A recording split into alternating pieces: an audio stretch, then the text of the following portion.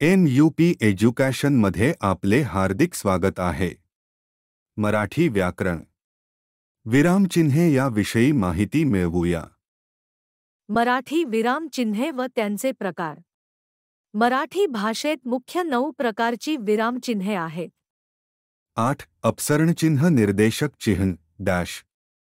हे एखाद्या गोष्टीचा खुलासा करावयाच्या वेळी खुलाशाच्या अगोदर वापरतात.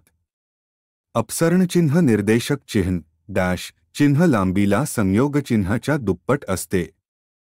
8. अपसरणचिन्ह निर्देशक चिन्ह डॅश वाक्यात प्रयोग. उदाहरणार्थ: 1. राजू तेथे गेला पण.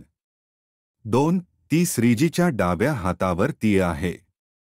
3. अनुज ज्याचा सर्वात शेवटी जन्मलेला असा तो. 4. एकेश्वरी एकाच अवतारावर विश्वास ठेवणारे.